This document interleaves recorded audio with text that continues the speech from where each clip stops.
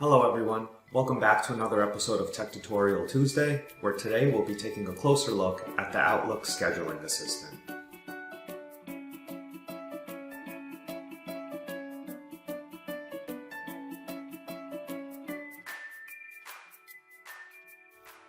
On my screen here I have the Outlook app open, and as I'm sure everyone is familiar with this, you know that what I'm looking at here is the mail interface of the app.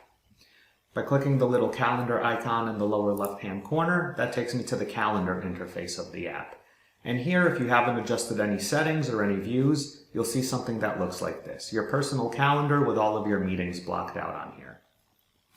So what do I need to do if I want to go ahead and schedule a meeting with someone else and I'm not entirely sure what their availability is? Well, the first thing I can do is I can add them to my calendar view here. So if you go to the top of the page, you'll see an Open Calendar button, and by clicking that, we can pop open our entire address book. So in this example, let's say I want to hold a meeting with Pete and Taylor from marketing. I'll go ahead and I'll find them in the address book. I can double click and their calendars will open up. So I've got Pete, I've got Taylor, I can go ahead and click OK. And now on my screen here, I've got a side-by-side of my calendar, Pete's calendar, and Taylor's calendar. As you can see, on my calendar, of course, I can see all of the various details of my meetings, but on Pete's and Taylor's, they just show as busy. If this is someone you work closely with and you're comfortable asking them for permissions on their calendar, you can go ahead and click on anywhere where it says busy, and you'll get a pop-up that says you don't have permission to view this calendar. Do you want to ask whoever the person is for permission to share?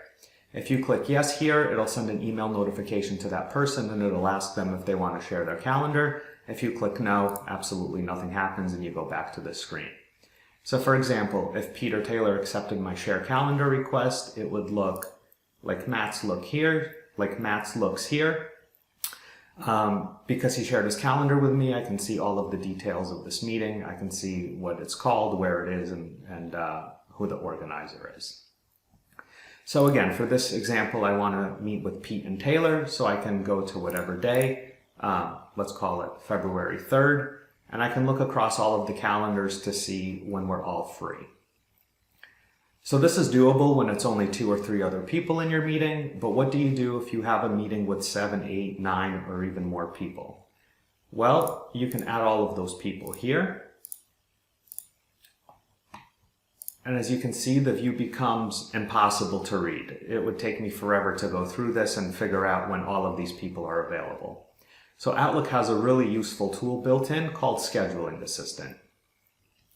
So if I go ahead and I do New Meeting, and by clicking Meeting with All, it'll automatically drag in everybody that I have on this display. If you just click New Meeting, it'll ask you to go ahead and enter whoever you need in the meeting. So I'm going to X out of this, and I'm going to go with the New Meeting with All option. So as you can see, it's filled all of these people in my To list here. And I also have an icon at the top here called Scheduling Assistant. So I'll go ahead and click that.